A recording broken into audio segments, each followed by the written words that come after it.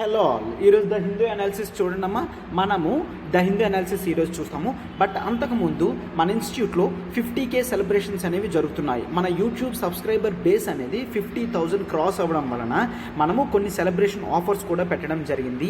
And రీసెంట్గా చూస్తే 2 days back TSPSC group 1 notification అనేది పడడం జరిగింది. మనకి ఎన్ని పోస్ట్ ఉన్నాయమ్మా? టోటల్ 503 పోస్ట్ అనేవి రిలీజ్ అవ్వడం జరిగింది.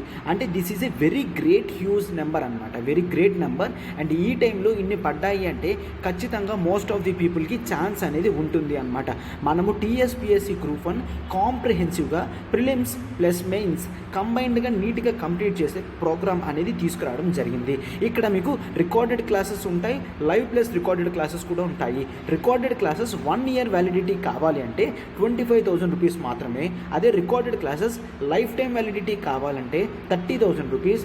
And live plus recorded life time కావాలి అనుకుంటే 35,000 రూపీస్కే మీకు టోటల్ ఇవ్వడం అనేది జరుగుతుంది. ఈ ఫీజెస్ అన్నీ కూడా 1st May తర్వాత, అంటే still you are left with 3 days. ఈ రోజుతో పాటు కేవలం 3 days మాత్రమే మనకి ఇవి దొరుకుతున్నాయి అనమాట. వ్యాలిడ్ టిల్ 30th April వరకు మాత్రమే. అండ్ మరొక డబల్ ధమాకా ఆఫర్ ఏంటి అంటే, ఒకవేళ మీరు ఈ 3 daysలో UPSC ఇన్ఫినిటీ సబ్స్క్రైబ్ చేసుకున్నారు అంటే, UPSC ఇన్ఫినిటీ 60,000 పెట్టి సబ్స్క్రైబ్ చేసుకున్నారంటే ఈ 35,000 రూపీస్ వర్త్ కోర్స్ అనేది కంప్లీట్గా కాంప్లిమెంట్ కింద వస్తుందన్నమాట. లేదు మాకు కేవలం ఇదే కావాలన్నా కూడా లైవ్ ప్లస్ రికార్డెడ్ క్లాసెస్ కేవలం 35,000 రూపీస్కి మీరు తీసుకోవచ్చు. మన ప్రతి క్లాస్ కూడా నీట్గా ఇన్ డీటెయిల్డ్గా కవర్ చేయడం అనేది జరుగుతుంది. 503 పోస్ట్స్ వచ్చాయి కాబట్టి అస్సలు డిలేకి చేయకుండా మీరు వెంటనే, మనకి హార్డ్లీ 2 months మాత్రమే ఎగ్జామినేషన్కి ఉంది కాబట్టి రికార్డెడ్ క్లాసెస్ అన్నీ కూడా మీరు యాక్సెసిబిలిటీ ఉంటుంది కాబట్టి సరిపోతుంది. అదే మిగిలిన ఇన్స్టిట్యూట్స్లో ఖచ్చితంగా వితిన్ 2 monthsలో సిలబస్ అనేది కవర్ చేయలేరు. సో అటువంటి ఇన్స్టిట్యూట్స్లో జాయిన్ అయ్యే కన్నా మనం జనరల్గా చూడండి రికార్డెడ్ క్లాసెస్ ఉంటాయి కాబట్టి మీకు హ్యాపీగా యాక్సెసిబిలిటీ అనేది ఇవ్వడం జరుగుతుంది అనమాట. సో ఇక్కడ నెంబర్ చూడమ్మా, ఈ నెంబర్ ప్రత్యూష మేడంది. మీరు మ్యామ్కి కాల్ చేసి ఎటువంటి డౌట్ ఉన్నా కూడా క్లియర్ చేసుకోవచ్చు. అండ్ సబ్స్క్రిప్షన్ కూడా మ్యామ్కి కాల్ చేయొచ్చు అనమాట.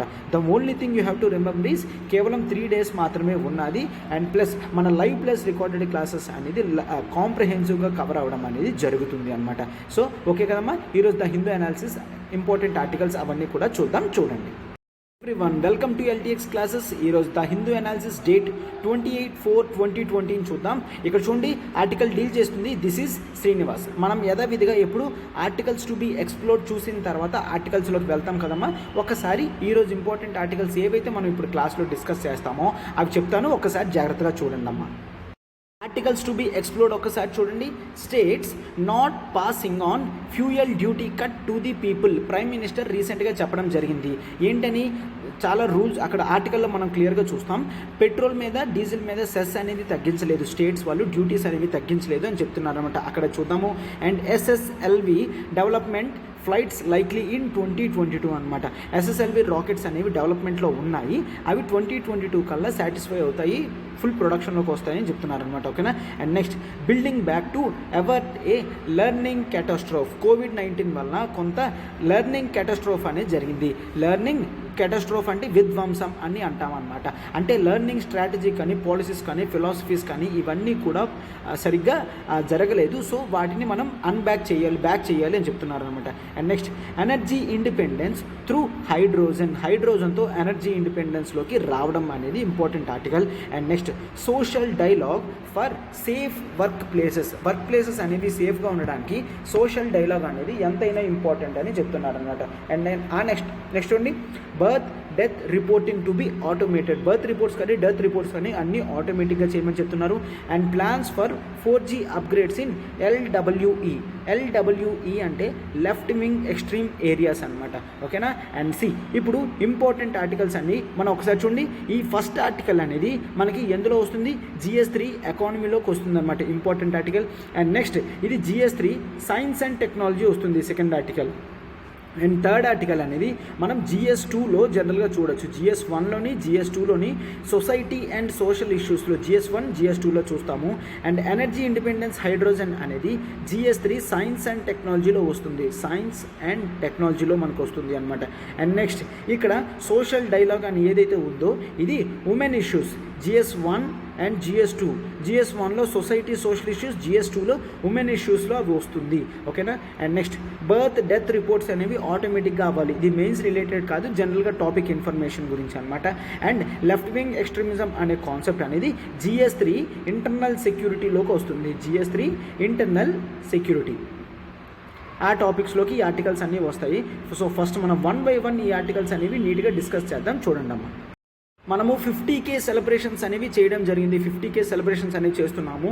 సో మన కోర్స్ ప్యాకేజెస్ అనేవి కాస్త ఆఫర్స్లో వస్తున్నాయి. చూడమ్మా, మన ప్రతి కోర్స్ ప్యాకేజ్ మీద 10,000 రూపీస్ కానీ 10% కానీ కంప్లీట్గా కాంప్లిమెంట్ ఇవ్వడం జరుగుతుంది. ఒక్కసారి వీడియో పాజ్ చేసి మీరు దీన్ని నీట్గా అబ్జర్వ్ చేయొచ్చు అనమాట. మన ఇన్స్టిట్యూట్లో మనం UPSC offline, UPSC online, APPSC group 1, TSPSC group 1 and NCERT foundation and optionals అనేవి ప్రొవైడ్ చేయడం అనేది జరుగుతుంది. ఒక్కసారి మీరు ఇక్కడ జాగ్రత్తగా చూడండి అమ్మా. ప్రతి కోర్స్ ప్యాకేజ్ మీద కూడా మనకి ఆఫర్స్ అనేవి రావడం జరిగింది.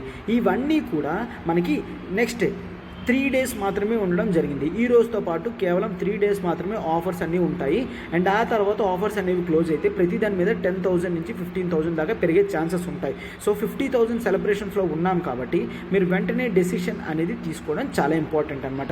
మనకి ప్రతి కోర్స్ ప్యాకేజ్ కూడా లైఫ్ టైం వ్యాలిడిటీ అనేది ఉంటుంది. ప్రతి కోర్స్ ప్యాకేజ్ కూడా లైఫ్ టైం వ్యాలిడిటీ ఉంటుంది. అండ్ ఇక్కడ నెంబర్ చూడమ్మా, ఈ నెంబర్ ప్రత్యూష మేడంది 7893899553. ఈ నెంబర్కి కాల్ చేస్తే మేడం మీకు ఏ డౌట్ ఉన్నా కూడా సాల్వ్ చేస్తారు.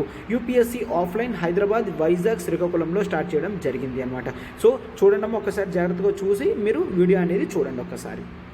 ఇక్కడ నరేంద్ర మోడీ గవర్నమెంట్ క్లియర్గా చెప్తుంది అనమాట. నరేంద్ర మోడీ గారు రీసెంట్గా ఏం చెప్తున్నారంటే, గ్లోబల్ సినారియోలో మనం చూస్తున్నాము పెట్రోల్ ప్రైసెస్ అనేవి, క్రూడ్ ఆయిల్ ప్రైసెస్ అనేవి గ్లోబల్ లెవెల్లో పెరుగుతుంది. ఎందుకు? హయ్యెస్ట్ ఇంపార్టెంట్ సప్లయర్ రష్యా అనే వాళ్ళు వార్లో ఉన్నారు ఉక్రెయిన్తో. సో మార్కెట్లో వాళ్ళు పంపించే ఆయిల్ ప్రైసెస్ అనేవి చాలా ఎక్కువ అమౌంట్లోకి ఉంటున్నాయి. అండ్ వార్ సిచ్యువేషన్లో ఎవరైనా వెళ్ళినా కూడా అక్కడ జనరల్గా మనకేమవుతుంది అంటే ప్రొడక్షన్ అనేది వాళ్ళకి మాత్రమే ఉంచుకుంటారు, బయట వాళ్ళకి సేల్ చేయరు అనమాట. సో ఆటోమేటిక్గా ఇబ్బంది ఎక్కడ వస్తుంది? ఓవరాల్గా ఇబ్బంది అనేది వస్తుంది అనమాట.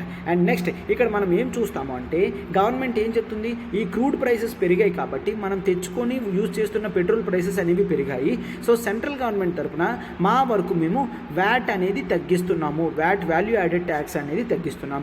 ఎందుకంటే petrol is not under GST పరిధిలో పెట్రోల్ అనేది మనం తీసుకొని రావడం జరగలేదు. ఎందుకంటే గవర్నమెంట్కి వన్ ఆఫ్ ది మోస్ట్ ఇంపార్టెంట్గా ఇదే ఉంటుంది అన్నమాట. ఓకేనా. ఇన్కమ్ కింద పెట్రోల్ నుంచి వచ్చే VAT ట్యాక్సెస్, సెస్ ఛార్జెస్ అనేవి ఎక్కువ వస్తాయి కాబట్టి దీని మీద తగ్గించలేదు. ఇప్పుడు బీజేపీ గవర్నమెంట్ ఏం చెప్తుంది అంటే కొన్ని స్టేట్స్లో తగ్గించడం జరిగింది. Like for example BJP ruled స్టేట్స్లో తగ్గించారు, బీజేపీ రూల్ చేయని స్టేట్స్లో తగ్గించలేదు. సో మీరు ఇంకా డిలే చేయకండి. ఒకవేళ మీకు రెవెన్యూ తక్కువ వస్తుందని ఆలోచించినప్పటికీ కూడా స్టేట్స్కి చెప్తున్నారనమాట, రెవెన్యూస్ తక్కువ వస్తున్నాయని ఆలోచించినప్పటికీ కూడా ఇక్కడ అల్టిమేట్లీ పూర్ పీపుల్ ప్రతిదానికి కూడా సఫర్ అవుతున్నారు కాబట్టి మీరు మీ తరపున ట్యాక్సెస్ అనేవి తగ్గించండి అని క్లియర్గా చెప్పడం అనేది జరిగింది అనమాట. ఇక్కడ అంతకన్నా డిస్కషన్ చేసింది ఏమీ లేదు. బట్ మీరు ఇక్కడ ఏం నేర్చుకోవాలనుకుంటే అయితే మనం జనరల్గా ఇప్పుడు ఈ పెట్రోల్ మీద ఎంతెంత ట్యాక్సెస్ అమౌంట్స్ అనేవి ఉన్నాయి అని మనం జనరల్గా చూసుకుంటాం అన్నమాట. ప్రైస్ ఆఫ్ పెట్రోల్ ఓవరాల్గా కన్స్యూమర్ ఎట్లా పే చేస్తాడు అంటే ఫస్ట్ డీలర్ దగ్గరికి పెట్రోల్ వస్తుంది కదమ్మా, మొత్తం మీరు ఒక 100 రూపీస్ పే చేశారనుకోండి, ఆ 100 రూపీస్ని నేను 100% కింద పెట్టాను అనుకోండి. ఫర్ ఎగ్జాంపుల్ మీకు అర్థం కావడానికి మాత్రమే 100 రూపీస్ పెట్రోల్ ఉంది, లీటర్ పెట్రోల్, అది 100%గా డివైడ్ చేస్తే డీలర్కి ఛార్జ్ చేసేది కేవలం 42% మాత్రమే. అండ్ ఆ తర్వాత సెంటర్ అనేది ఎక్సైజ్ డ్యూటీ అనేది వేస్తుంది. ఇప్పుడు చెప్పాం కదమ్మా VAT అని, అది ఎంత వేస్తుందంటే సెంట్రల్ గవర్నమెంట్ 31% అనేది వేస్తుంది. అండ్ ఆ తర్వాత డీలర్ ఎవడైతే ఉన్నాడో వాడి కమిషన్ ఏమో మనం 4% కింద వేస్తాము. అండ్ నెక్స్ట్ తర్వాత స్టేట్ గవర్నమెంట్ అనేది ట్యాక్స్ వేస్తుంది కదా, అది 24.3% కింద ఉంటుంది అని 23% కింద ఉంటుంది అని క్లియర్గా చెప్పడం అనేది జరుగుతుందన్నమాట. అంటే అర్థమవుతుంది కదమ్మా. అందుకే సెంట్రల్ గవర్నమెంట్ ఏం చెప్తుంది అంటే మేము ట్యాక్సెస్ ఆల్రెడీ VAT తగ్గించడం జరిగింది కాబట్టి మీరు కూడా తగ్గిస్తే ప్రజలకి తక్కువ వెళ్తుందని, ఈ విధంగా మనకి అమౌంట్స్ అనేవి డిసైడ్ అయి ఉంటుంది. అంటే ఓవరాల్గా పెట్రోల్ ప్రైసెస్లో సెంటర్ది స్టేట్ ట్యాక్స్ ఎంతవరకు వెళ్ళిపోతుంది? Somewhere around 54%. 54% అనేది ఈ 2 ట్యాక్సెస్ మీద పడిపోతుంది. ఒకవేళ ఇద్దరు తగ్గిస్తే అల్టిమేట్ కన్జ్యూమర్ దగ్గర ప్రైసెస్ అనేవి తక్కువకి వస్తాయి అన్నమాట. ఓకేనా, ఈ డేటా అనేది జనరల్గా మీరు గుర్తుంచుకుంటే సరిపోతుంది. ఇప్పుడు సెంట్రల్ గవర్నమెంట్ చెప్పిన దానికి స్టేట్ గవర్నమెంట్స్ చెప్తున్నాయన్నమాట కొంతవరకు. ఏంటని, మీరు ఆల్రెడీ ప్రైసెస్ వ్యాట్స్ అనేవి పెంచిన తర్వాత తగ్గించారు, మేము అసలు ఇంతవరకు కూడా వ్యాట్ అనేది ఎప్పటి నుంచో లాస్ట్ 10 years నుంచి కూడా మేము స్టేట్ వ్యాట్స్ అనేవి అలానే ఉంచగలగడం జరిగింది. మీరు పెంచారు కాబట్టి ఇప్పుడు మీరు తగ్గిస్తున్నారు, సో మేము ఇప్పుడు తగ్గించడానికి మాకేం అవసరం లేదు అన్నట్టుగా స్టేట్ గవర్నమెంట్స్ అనేవాళ్ళు మాట్లాడుతున్నారు అనమాట. మీకు జనరల్గా పెట్రోల్ ప్రైసెస్ అనేది ఏ విధంగా ఇన్ఫ్లుయెన్స్ అవుతుందో అని తెలియడానికే తప్ప ఇంకేమీ కాదు. అండ్ ఇటువంటి ఆర్టికల్స్ మీరు ఎకానమీలో యూజ్ చేయొచ్చు అనమాట. ఓకే, రేషనలైజేషన్ ఆఫ్ వ్యాట్స్ వల్ల జనరల్గా ఏం జరుగుతుంది, గవర్నమెంట్కి వచ్చే రెవెన్యూ అనేది పడిపోతుంది. అవునా, రెవెన్యూ అంటే ఆదాయం అనమాట. ఇక్కడ 31%, 23% సెంటర్కి స్టేట్కి వెళ్తుంది. అంటే ఒకవేళ పెట్రోల్ ప్రైసెస్ అనేవి జనరల్గా ఒక్కసారి తగ్గితే గవర్నమెంట్కి వచ్చే ఓవరాల్ ఇన్కమ్ కూడా తగ్గుతుంది.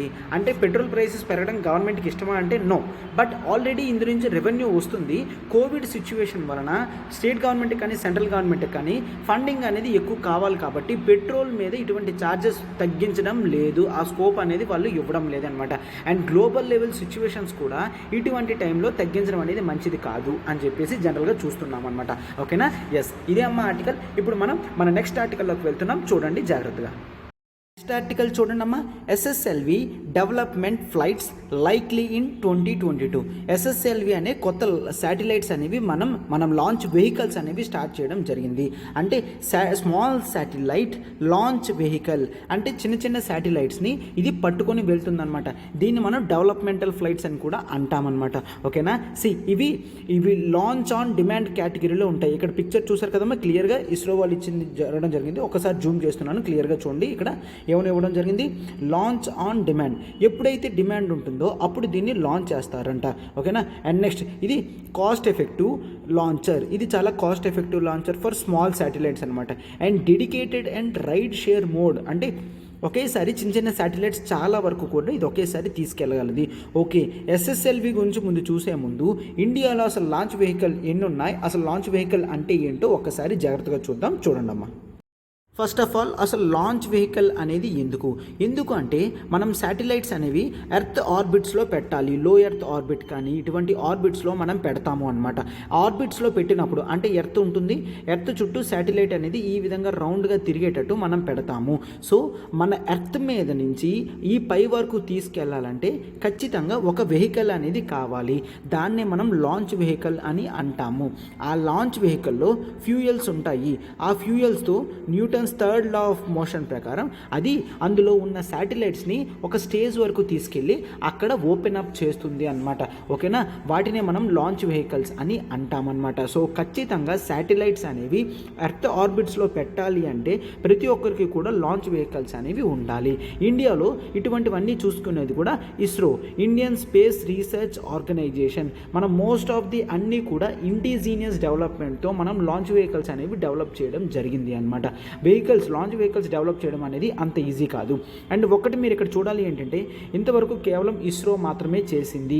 బట్ ఇక్కడ ఏంటి అంటే మనం కొన్ని వెహికల్స్ అనేవి చూస్తాము, లైక్ ఎస్ఎల్వి, పిఎస్ఎల్వి, జిఎస్ఎల్వి అనే లాంచ్ వెహికల్స్ అనేవి చూస్తాం. డోంట్ వరీ, నేను డిఫరెన్సెస్తో మొత్తం నేను చెప్తాను. సో అప్పుడు మీకు క్లియర్గా అర్థమవుతుంది. అండ్ అప్పుడు వీటన్నిటినీ కాకుండా న్యూ మోడల్ ఆఫ్ ఎస్ఎస్ఎల్వి అనేది రావడం జరిగింది. దాని గురించి అప్పుడు మీరు తెలుసుకుంటారనమాట. ఒకసారి ఈ లాంచ్ వెహికల్స్ డిఫరెన్సెస్ ఏంటో చూడండి అమ్మా. డేటా ఏదైతే ఉన్నదో అది చాలా ఇంపార్టెంట్ డేటా అనమాట. ఒకసారి జాగ్రత్తగా చూడండి. SLV three, ASLV, PSLV XL, GSLV mark 2 and GSLV mark 3 ఇవన్నీ కూడా లాంచ్ వెహికల్స్. మీరు ఒక్కొక్క స్టేజ్లో చూస్తే లాంచ్ వెహికల్ కెపాసిటీ, హైట్ కానీ బూస్టర్స్ కానీ ఇవన్నీ పెరుగుతున్నాయి. సార్ బూస్టర్స్ అంటే ఏంటి? పక్కనే చూడమ్మా, పక్కన ఉన్నాయి కదా బూస్టర్స్, వీటిని బూస్టర్స్ అని అంటాం అనమాట. ఈ బూస్టర్స్ సైజ్ పెరగడం కానీ నెంబర్ పెరగడం కానీ ఇవన్నీ కూడా మనం జనరల్గా చూస్తామన్నమాట. సో ఇక్కడ మీరు జనరల్గా ఒకసారి వీటి గురించి ఇంకా డీటెయిల్గా చూడండి అమ్మా. ఎస్ఎల్వి అంటే శాటిలైట్ లాంచ్ వెహికల్ 3 అనమాట. హైట్ 22 మీటర్స్ వస్తుంది. మొత్తం దీని ఓవరాల్ వెయిట్ అనేది 17 టన్స్ వస్తుంది అనమాట. ఇందులో ఉన్న ప్రతి స్టేజ్ కూడా సాలిడ్ ఫ్యూయల్స్తో ఉంటుంది. ఇది పేలోడ్ శాటిలైట్ వెయిట్ ఎంత ఉంటే తీసుకెళ్ళగలది 40 కేజీస్ అనమాట. లో ఎర్త్ ఆర్బిట్లో 40 కేజీస్ శాటిలైట్ అనేది పెట్టగలది. అండ్ నెక్స్ట్ ఏఎస్ఎల్వి అంటే అడ్వాన్స్డ్ శాటిలైట్ లాంచ్ వెహికల్ అనమాట. Okay, advanced satellite launch vehicle ఓకేనా. ఎస్, అండ్ ఇది హైట్ వచ్చేసి 23.5 మీటర్స్. బట్ దీని ఓవరాల్ వెయిట్ అనేది 39 టన్స్ ఉంది. ఎందుకు? బూస్టర్స్తో సహా ఉన్నది. అండ్ ప్రొపల్షన్ అని అంటాడు. ప్రొపల్షన్ అంటే ఎటువంటి ఫ్యూయల్ యూజ్ చేస్తుందని, దట్ ఈస్ సాలిడ్. అండ్ లోపల ఉన్న శాటిలైట్ మాస్ అంత ఉండొచ్చట 150 కేజీస్ ఉన్నా పర్వాలేదు, లో ఎర్త్ ఆర్బిట్కి తీసుకొని ఇది వెళ్తుంది. ఓకేనా. And next our reliable horse పిఎస్ఎల్విని మనం రిలయబుల్ హార్స్ అంటామన్నమాట. ఎందుకంటే ఇది చాలా వరకు ప్రిసైజ్డ్గా ప్రతి మ్యాక్సిమం శాటిలైట్స్ని అసలు చాలా వరకు డిఫెక్ట్స్ లేకుండా జాగ్రత్తగా తీసుకెళ్లడం జరిగింది. అందుకే దీన్ని రిలయబుల్ హార్స్గా పిలుస్తాము. వర్క్ హార్స్గా దీన్ని పిలుస్తామన్నమాట. అండ్ హైట్ అనేది 44 మీటర్స్ ఉంటుంది. టోటల్ వెయిట్ అనేది 320 టన్స్ ఉంటుంది. ప్రొపల్షన్ అనేది సాలిడ్ ప్లస్ లిక్విడ్ కలిపి ఉంటుందన్నమాట. మొత్తం ఇది ఎంత లోపల కేజీస్ తీసుకెళ్తే 1860 కేజీ ఉన్న శాటిలైట్ని కూడా ఇది తీసుకెళ్ళగలగలది. ఎక్కడ తీసుకెళ్ది? సన్ సింక్రోనస్ పోలార్ ఆర్బిట్ దగ్గరికి తీసుకొని వెళ్ళగలది. ఓకేనా. ఎస్, అండ్ 1300 కేజీ అనేది జియో సింక్రోనస్ ట్రాన్స్ఫర్ ఆర్బిట్లో ఇది తీసుకొని వెళ్తుంది. Okay, various types of orbit names ఉంటాయి, అవి ఇవ్వడం జరిగింది అనమాట. అండ్ నెక్స్ట్ జిఎస్ఎల్వి మార్క్ 2 చూస్తే ఇది 49 మీటర్స్ ఉంటుంది, 414 టన్స్ ఉంటుంది అనమాట. ఇది 2200 కేజీ అనేది జియోసింక్రోనస్ ట్రాన్స్ఫర్ ఆర్బిట్కి తీసుకొని వెళ్తుంది. ఓకే, ఈ జియోసింక్రోనస్ ట్రాన్స్ఫర్ ఆర్బిట్ అనేది వేరే ప్లేసెస్లోకి వెళ్ళడానికి ఇది యూజ్ అవుతుంది అనమాట. అంటే మార్స్లోకి వెళ్ళాలనుకున్నా, మూన్కి వెళ్ళాలనుకున్నా, వీటన్నిటికీ కూడా ఇటువంటి ట్రాన్స్ఫర్ ఆర్బిట్స్ అనేవి యూజ్ అవుతాయి. ఇది ప్రొపల్షన్ వచ్చేసి సాలిడ్ లిక్విడ్ మాత్రమే కాదు, సాలిడ్ లిక్విడ్ అండ్ క్రయోజెనిక్ కూడా ఉంటుంది. ఓకేనా, క్రయోజెనిక్ స్టేజ్ కూడా ఉంటుంది. అండ్ నెక్స్ట్ జిఎస్ఎల్వి మార్క్ 3 చూస్తే ఇది 43.43 ఉంటుంది. దీని ఓవరాల్ వెయిట్ వచ్చేసి 640 టన్ అనేది ఉంటుంది. అండ్ సాలిడ్ లిక్విడ్ క్రయోజెనిక్ అనేది దీనికి ఉంటుంది. అండ్ నెక్స్ట్ ఇది 4000 కేజీస్ వరకు కూడా శాటిలైట్స్ని పట్టుకెళ్ళగలది.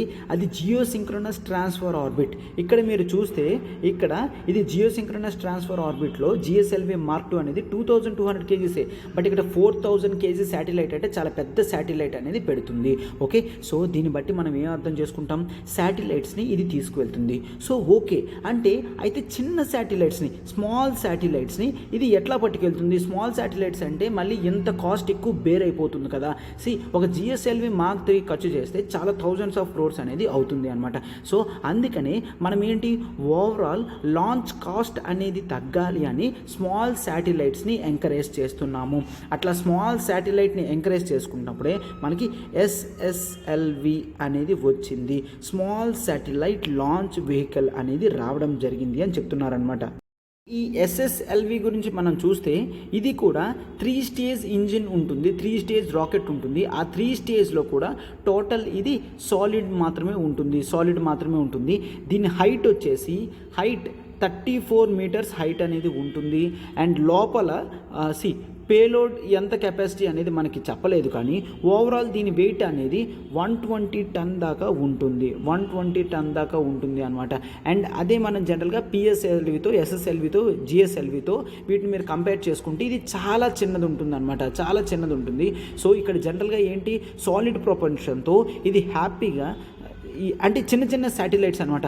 రైడ్ షేరింగ్ అనేది చిన్న శాటిలైట్స్ ఉన్నాయనుకోండి, అవి పెద్ద శాటిలైట్స్లో పెట్టి వెళ్తే వాళ్ళు మినిమం కాస్ట్స్ అనేవి ఛార్జెస్ అవుతాయి. కాబట్టి మనము ఇప్పుడు ఇస్రో వాళ్ళు ఏం చేశారు, ప్రైవేట్ ఆర్గనైజేషన్స్తో ఇప్పుడు దీన్ని డెవలప్ చేయడం అనేది జరిగింది అనమాట. అండ్ అంటే ఇప్పుడు ఇవి 500 కేజీస్ చూడండి 500 కేజీ పేలోడ్ని కూడా హ్యాపీగా లో ఎర్త్ ఆర్బిట్ అంటే ఎర్త్ నుంచి 1000 కిలోమీటర్స్ లోపల ఉన్న శాటిలైట్ ఇప్పుడు ఏదైతే దీన్ని అయితే పెట్టాలో ఆ ఏరియా లోపల ఇది హ్యాపీగా 500 కేజీ దాన్ని పట్టుకెళ్ళగలది అని చెప్తున్నాను అనమాట. ఇటువంటి ఈ SSLV satellites are the called as baby rocket. ఈ బేబీ రాకెట్స్ని మనము ఖచ్చితంగా చేయగలము అని చెప్తున్నారనమాట. ఎప్పటికల్లా ఈ ఇయర్లోనే 2022 కల్లా కంప్లీట్ చేస్తాము అండ్ మనం దీని నుంచి మనము శాటిలైట్స్కి పంపిస్తాము అని చెప్పేసి చెప్తున్నారనమాట. దీన్ని ఆల్రెడీ చూసాం కదమ్మా, లాంచ్ అండ్ డిమాండ్ అని కూడా అంటారు. అంటే మనకి వేరియస్ టైప్స్ ఆఫ్ శాటిలైట్స్ ఉన్నాయి. ఏంటంట, నానో శాటిలైట్ కానీ, మైక్రో శాటిలైట్స్ కానీ, స్మాల్ శాటిలైట్స్ కానీ ఇవన్నీ కూడా మనకి ఉండడం జరిగాయి. ఓకేనా. అండ్ ఇవన్నీ కూడా మనం విక్రమ్ సారాభాయ్ స్పేస్ సెంటర్ నుంచి డెవలప్మెంట్ అనేది జరగడం జరిగింది అనమాట. ఎస్, ఇది అమ్మ ఆర్టికల్. వేరియస్ టైప్స్ ఆఫ్ ఇవన్నీ కూడా మీకు మినిమం తెలియాలి అని చెప్పేసి ఇటువంటి ఆర్టికల్ అనేది సెలెక్ట్ చేయడం జరిగింది. అండ్ మనకి ఇవి సైన్స్ అండ్ టెక్నాలజీలో చాలా ఇంపార్టెంట్ అనమాట. మనకు రాకెట్స్ గురించి మినిమం తెలియాలి. అవన్నీ కూడా మనం ఇప్పుడు కవర్ చేయడం అనేది జరిగింది అనమాట. ఓకేనా. ఇప్పుడు మనం మన నెక్స్ట్ ఆర్టికల్లోకి వెళ్ళిపోతున్నాం. చూడండి అమ్మ జాగ్రత్తగా. నెక్స్ట్ ఆర్టికల్ చూడండి అమ్మ. మనం జనరల్గా building back to avert learning catastrophe అంటే ఏంటి, విధ్వంసం అని చెప్పాం కదమ్మా. ఎస్, కోవిడ్ సిచ్యువేషన్స్లో ఎడ్యుకేషనల్ క్యాపబిలిటీస్, లెర్నింగ్ క్యాపబిలిటీస్ అనేవి స్కూల్లో చాలా వరకు తగ్గిపోయాయి.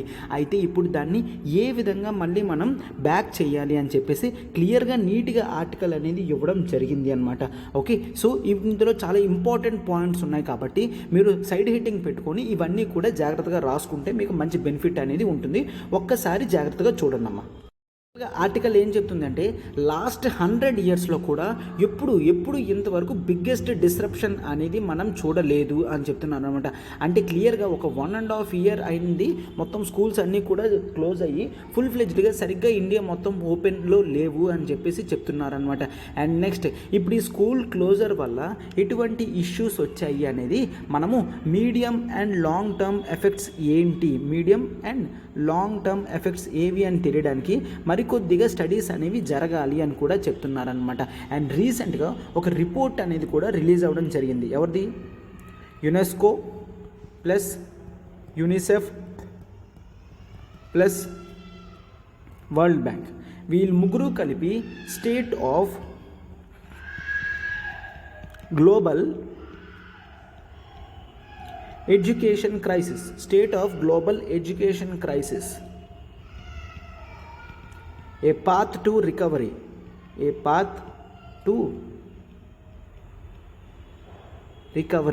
అనేది ఇవ్వడం జరిగింది అనమాట. ఏ పాత్ టు రికవరీ, ఏ విధంగా రికవర్ అవ్వాలి అని చెప్పేసి ఇవ్వడం జరిగింది. అండ్ ఇది కూడా మనం జనరల్గా ఏం చూస్తామంటే ఫస్ట్ 20 months ఆఫ్ ది పాండమిక్స్లో స్కూల్ అనేది క్లోజ్ అయిపోయింది. యావరేజ్గా ఎంత క్లోజ్ అయిందంట, 224 days అనేవి యావరేజ్గా క్లోజ్ అయ్యింది అని చెప్తున్నారనమాట వరల్డ్ మొత్తం. దిస్ ఈజ్ యావరేజ్ వరల్డ్ సిచ్యువేషన్స్లో. అయితే ఇండియాలో ఎంత క్లోజ్ అయిందంట, సమ్వేర్ అరౌండ్ 450 to 480 days అనేది క్లోజ్ అవ్వడం జరిగింది అని చెప్తున్నారనమాట. సో ఇంత ల్యాగ్ ఉంది కాబట్టి ఈ ఒమిక్రాన్ వేరియంట్ టైంలో చాలా ల్యాగ్ అనేది జరిగింది. సో స్కూల్స్ అనేవి రీఓపెన్ చేసేసరికి one of the longest closures కింద మన ఇండియా అనేది ఉన్నది అని చెప్తున్నారు అనమాట. సో దాని వలన చాలామంది పీపుల్ అనేవాళ్ళు ఎడ్యుకేషన్ చేయడంలో లెర్నింగ్ చేసే క్యాపబిలిటీస్ అవన్నీ కూడా చాలా వరకు తగ్గిపోయి ఉంటుంది అని చెప్పేసి అనుకుంటున్నారు. అండ్ నెక్స్ట్ చూడండమ్మా. సో చాలా వరకు ఏంటి, స్కూల్స్ ఓపెన్ చేసేసరికి మళ్ళీ కరోనా కేసెస్ రావడం, మళ్ళీ క్లోజ్ చేయడం చూసి హైబ్రిడ్ లెర్నింగ్ అనేది మనము ఫస్ట్ అయితే స్టార్ట్ చేయడం జరిగింది. Right hybrid learning. ఈ హైబ్రిడ్ లెర్నింగ్లో మనం జనరల్గా ఏం చూస్తాము అంటే ఒకసారి స్కూల్స్ అనేవి ఉన్నప్పుడు ఆఫ్లైన్ క్లాసెస్ అవుతాయి, స్కూల్ ఒకవేళ క్లోజ్ ఉన్నప్పుడు ఆన్లైన్ క్లాస్ అనేది జరుగుతుంది. ఆఫ్లైన్ క్లాస్ జరుగుతుంది, ఆన్లైన్ క్లాస్ జరుగుతుంది. ఆన్లైన్ క్లాస్ జరిగినప్పుడు స్టూడెంట్స్ అందరూ కూడా వాళ్ళ మొబైల్స్లోని ల్యాప్టాప్స్లో క్లాసెస్ చూస్తారు, ఆఫ్లైన్ టైంలో నేర్చుకుంటారనమాట. దీన్ని మనం హైబ్రిడ్ లెర్నింగ్ అని అంటాము. చాలా వరకు ప్రైవేట్ స్కూల్స్ అన్నీ కూడా హైబ్రిడ్ లెర్నింగ్ని ఎంకరేజ్ చేయడం జరిగింది అనమాట. డిమాండ్ అనేది హైబ్రిడ్ లెర్నింగ్ వైపు స్టూడెంట్స్ అండ్ పేరెంట్స్ కూడా చూపించడం అనేది జరిగింది. ఎందుకు అంటే ఒకవేళ చిల్డ్రన్ స్కూల్స్కి వస్తే వాళ్ళకి జనరల్గా ఏమవుతుంది, కరోనా అనేది ఎఫెక్ట్ అయితే మళ్ళీ డేంజర్ అవుతుంది అని చెప్పడం జరిగింది అనమాట. సో ఇన్ జనరల్గా చూస్తే కరోనా అనేది స్కూల్స్కి రావడం వల్ల జరగలేదు. ఏ పిల్లలకి కూడా వాళ్ళకి ముందుగానే కరోనా అనేది అంటే జనరల్గా ఈ ఆర్టికల్లో క్లియర్గా ఇది కూడా చెప్తున్నాడమ్మా. ఏంటని, స్కూల్ చిల్డ్రన్లో అంత వేగంగా అంటే లైక్ మలేరియా కానీ డెంగ్యూ కానీ మిగిలిన డిసీజెస్ ఎఫెక్ట్ అయినంత స్పీడ్గా కరోనా అనేది చిన్న పిల్లలకి ఎఫెక్ట్ అవ్వట్లేదు అని చెప్తున్నారు అనమాట.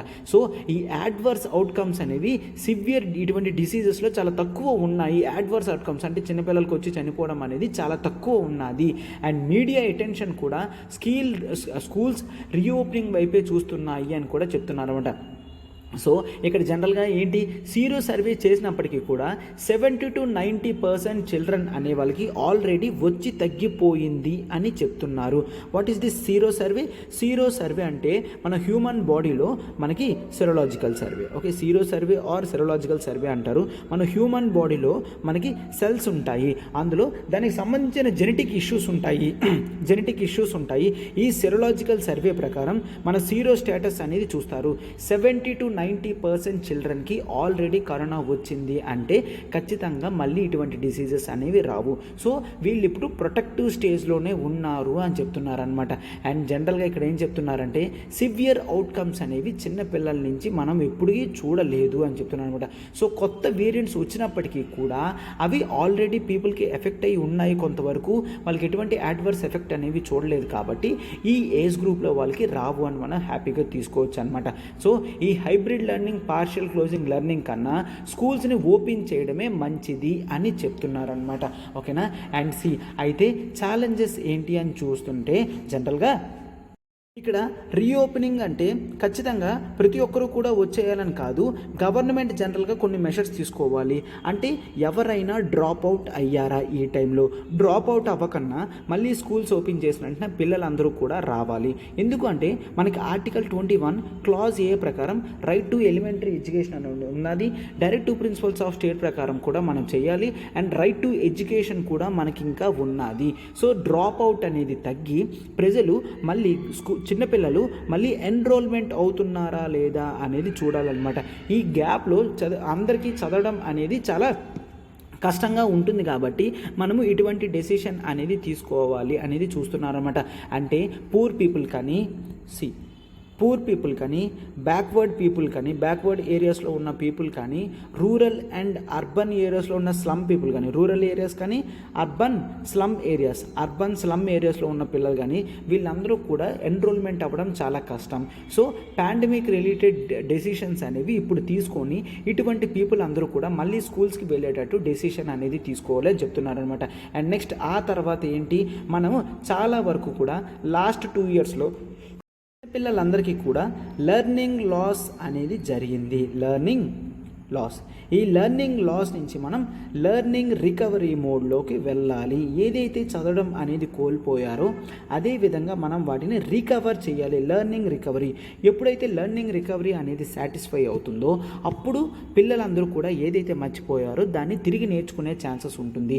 సో ఇప్పుడు హై ప్రయారిటీ అనేది గవర్నమెంట్కి ఏముండాలంట, లెర్నింగ్ రికవరీ అనేది హై ప్రయారిటీ కింద ఉండాలి అని చెప్తున్నారంట. గ్రేట్ ఫోకస్ అంతా కూడా ఈ లెర్నింగ్ రికవరీ మీద ఉంచి కర్క్యులం అంతటిని కూడా మార్చాలి.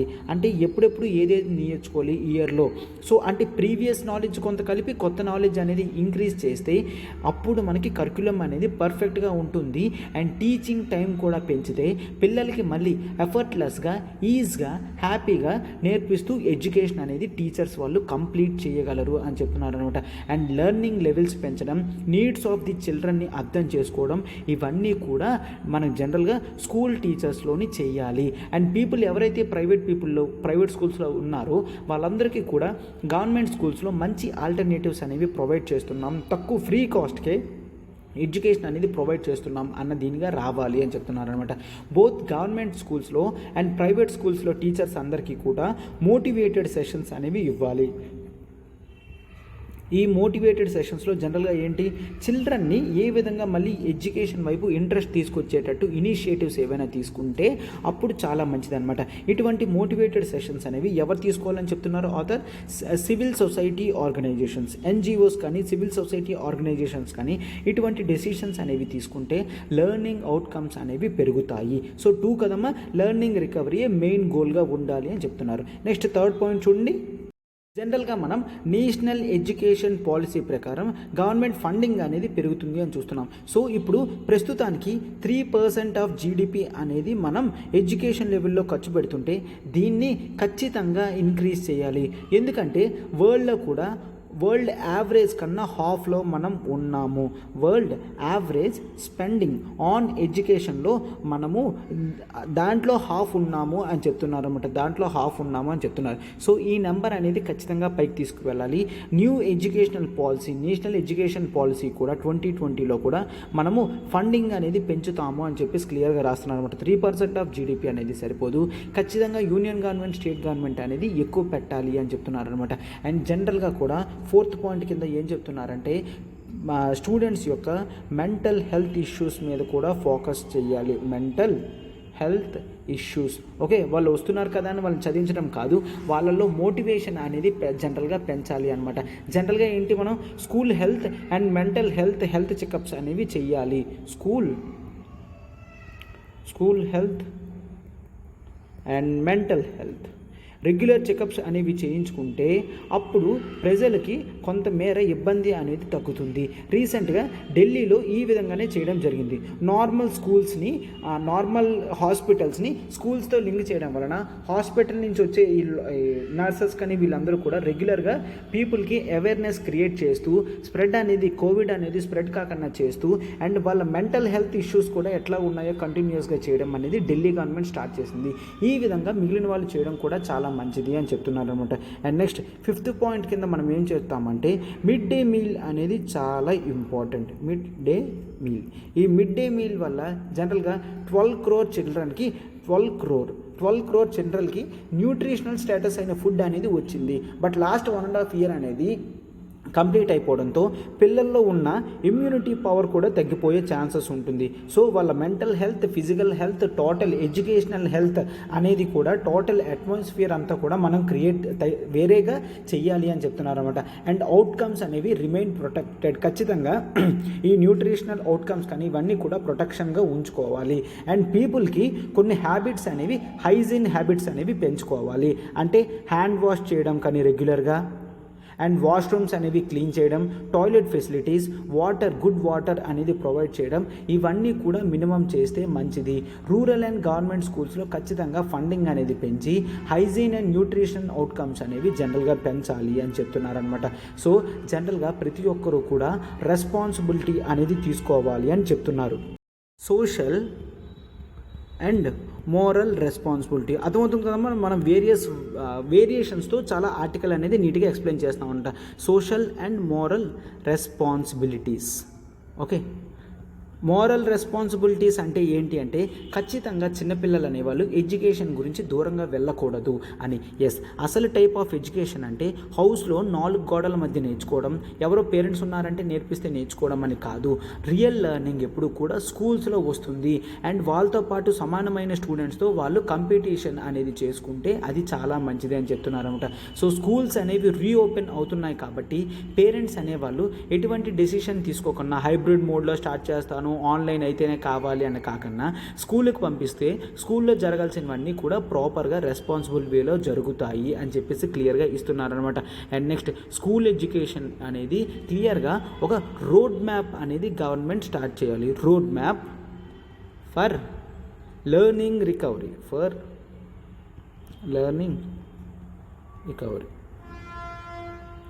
ఇటువంటివి అనేది మనం క్లియర్గా చెయ్యాలి అని కూడా చూస్తున్నాను అనమాట. సో ఓకే కదమ్మా. సో ఆర్టికల్ అనేది క్లియర్గా మన మెయిన్స్ బేస్లో పెట్టాము. 5 పాయింట్స్ అనేవి ఇవ్వడం జరిగింది కదమ్మా. ఆ 5 పాయింట్స్ అనేది మీరు కంటిన్యూస్గా ప్రాక్టీస్ చేస్తూ ఉంటే ఎగ్జామినేషన్లో మీరు హ్యాపీగా దాన్ని రాయగలరు అనమాట. ఓకేనా. ఇప్పుడు మనం మన నెక్స్ట్ ఆర్టికల్కి వెళ్తున్నాం. చూడండి అమ్మా, నెక్స్ట్ ఆర్టికల్ చూడండమ్మా.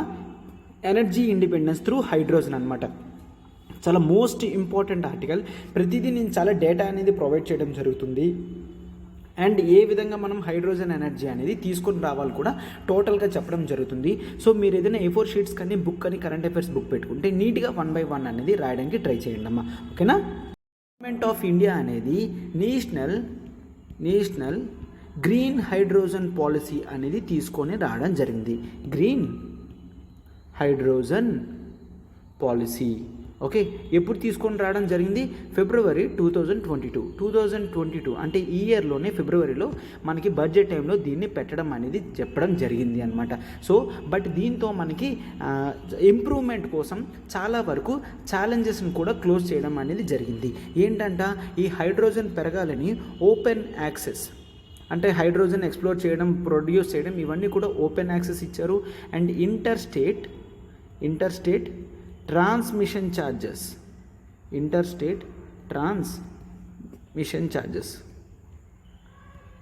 అంటే ఒక స్టేట్ నుంచి మరొక స్టేట్ తీసుకువెళ్ళడానికి ఛార్జెస్ ఏవైతే ఉంటాయో అవన్నీ కూడా క్లోజ్ చేయడం జరిగింది. అండ్ నెక్స్ట్ బ్యాంకింగ్ కూడా దీనివైపు ఎక్కువ ఫండింగ్స్ ఇచ్చేటట్టు గవర్నమెంట్ ఎంకరేజ్ చేసింది. అంటే బ్యాంక్స్ కూడా ఏదైనా కంపెనీ వచ్చి హైడ్రోజన్ మీద ఇన్వెస్ట్మెంట్ చేస్తామంటే వాళ్ళకి లోన్స్ ఇవ్వండి పర్వాలేదు అన్నట్టు. అండ్ టైం బౌండ్ క్లియరెన్సెస్, ఎవరైనా కంపెనీ అనేది హైడ్రోజన్ కంపెనీ స్టార్ట్ చేస్తే వాళ్ళకి క్లియరెన్సెస్ అనేవి త్వరితగతిగా ఇవ్వడం, ఓకే, వెంటనే ఇవ్వడం, ఇవన్నీ కూడా ఇండియాస్ ఎనర్జీ ట్రాన్సిషన్ని బూస్ట్ చేయడానికి టువర్డ్స్ ది హైడ్రోజన్ అనేది వెళ్ళడానికి జనరల్గా హెల్ప్ అవుతుంది అనమాట. మనకు ఒక్కసారి చూడండి, ఇండియా అనేది ఓవరాల్ గ్లోబ్లో 1/3 ఆఫ్ per capita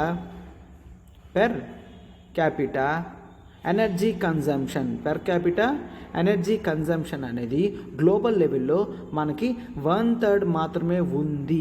అండ్ అదే అమెరికాతో చూస్తే మనము ఆ నెంబర్ అనేది కేవలం 1/12లో మాత్రమే ఉంది అని చూస్తామన్నమాట. కేవలం 1/12 of US per capita energy consumption మాత్రమే ఇండియా చేస్తుంది. సో ఇండియా అనేది జనరల్గా గ్రో అవ్వాలి అంటే ఎనర్జీ డిమాండ్ కూడా మనం పెంచుకోవాలి అని కూడా చెప్పడం అనేది జరుగుతుంది. సో ఈ ఎనర్జీ డిమాండ్ అండ్ ఏదైతే నీడ్ ఉందో దాన్ని నీట్గా మనం హైడ్రోజన్ వైపు మార్చుకోవాలి అని చెప్తున్నారు. ఓకే, హైడ్రోజన్ వైపు మార్చుకోవాలి అని చెప్తున్నారు అనమాట. ఈ హైడ్రోజన్ని న్యూ ఏజ్ ఫ్యూయల్ అని కూడా అంటారు. న్యూ ఏజ్ ఫ్యూయల్ ఎందుకు ఇటువంటివి చెప్తున్నానంటే ప్రిలిమ్స్లో కొన్నిసార్లు ఇటువంటి స్టేట్మెంట్స్ ఇచ్చే ఛాన్సెస్ ఉంటాయి. Which one is called new age fuel అని. ఓకే, హైడ్రోజన్ని ఈ విధంగా అనడం జరుగుతుంది. అండ్ ఇండియా అనేది గ్లోబ్ మొత్తం హైడ్రోజన్లో ఫస్ట్ అనేది ఉండడానికి గేట్వేగా మారాలి. గేట్వే టు హైడ్రోజన్ అనేది ఎనర్జీ ఇండిపెండెన్స్. ఇండియా అనేది ఫస్ట్ లీడ్ తీసుకోవాలి. ప్రపంచం అంతా కూడా ఇండియాని చూసి నేర్చుకునేటట్టు ఇండియా ఎదగాలి, చూడాలి అని చెప్పేసి చెప్పడం జరుగుతుందన్నమాట. హైడ్రోజన్కి ఫ్యూచరిస్టిక్ ఎనర్జీగా చాలా స్కోప్ అనేది ఉంది. ఫ్యూచరిస్టిక్. సో ఫ్యూచర్లో ఖచ్చితంగా ఎప్పుడైతే ఎలక్ట్రిసిటీ అనేది మనకు ఓవరాల్గా క్లియర్ అవుతుందో అప్పుడు ఫ్యూచరిస్టిక్ ఎనర్జీ ల్యాండ్స్కేప్ కింద హైడ్రోజన్ అనేది ఇంక్రీజ్ అయ్యే ఛాన్స్ ఉంటుంది. కాబట్టి గ్రేట్ రీసెర్చ్ అండ్ డెవలప్మెంట్స్ కూడా ఇక్కడే చెయ్యాలి అని చెప్తున్నారనమాట. అండ్ ఇండస్ట్రియల్ సెక్టర్ని కూడా మనం ఓవరాల్గా డీకార్బనైజ్ చెయ్యాలి అని చెప్తున్నారనమాట. డీకార్బనైజ్ అంటే కార్బన్ని తగ్గించేటట్టు డీకార్బనైజ్ అనేది కూడా క్లియర్గా చెయ్యాలి. మనం లాంగ్ రన్లో మనం ప్రామినెంట్ ఫ్యూయల్స్ కింద hydrogen and in general electricity from green సోర్సెస్నే మనం లాంగ్ టర్మ్లో చూస్తూ ఉండాలి. ఈ రెండింటినే మోస్ట్ పొటెన్షియల్ ఫార్మ్స్ ఆఫ్ ఎలక్ట్రిసిటీగా మనం చూసుకుంటే మనకి ఇబ్బంది ఉండదు. బోత్ కూడా ఎనర్జీ వెక్టార్సే. బట్ హైడ్రోజన్ అనేది లార్జ్ స్కేల్లో ప్రొడ్యూస్ చేయగలము అండ్ లార్జ్ స్కేల్లో స్టోర్ కూడా చేయగలము. అండ్ ఈ స్టోర్ చేసింది లాంగ్ టైం తర్వాత కూడా మనం హ్యాపీగా యూజ్ చేయగలము అని చెప్తున్నారు అనమాట. అండ్ కరెక్ట్గా ఓవరాల్ చేస్తే సప్లై డిమాండ్ అనేది కూడా దీని నుంచి మనకి ఇష్యూస్ అనేవి రావు. అంటే క్లియర్ కట్గా సప్లై అనేది దీని నుంచి వస్తుంది అని చెప్తున్నారు అనమాట. అండ్ ఇప్పుడు ఏదైతే మనం క్లీన్ ఎనర్జీ వైపు ట్రాన్సిషన్ చేస్తున్నామో అంటే లైక్ ఫర్ ఎగ్జాంపుల్ 2030 కల్లా 500 GW ఆఫ్ రెన్యూబుల్ ఎనర్జీ అనేది తయారు చేస్తామని చెప్పడం జరిగింది. దాంట్లో హైడ్రోజన్ అనేది ఇంపార్టెంట్ రోల్ ప్లే చేస్తుంది అని చెప్తున్నారు అనమాట. ఎలక్ట్రిసిటీ వల్ల మనకి మిగిలిన ఇష్యూస్ అన్నీ కూడా తెలుసు. బట్ ఈ విధంగా దీనికి చేస్తే చాలా మంచిది. హైడ్రోజన్కి ఎక్కువ ఇంపార్టెన్స్ ఇస్తే మనకి లాంగ్ టర్మ్లో కూడా ఎఫెక్ట్ ఉంటుంది అని చెప్తున్నారు అనమాట. సో ఇంకా చూడండి ఒక్కసారి, హైడ్రోజన్ అనేది ఒక గేమ్ చేంజర్ లాంటిది అని చెప్పడం జరిగింది. హైడ్రోజన్ని ఒక game changer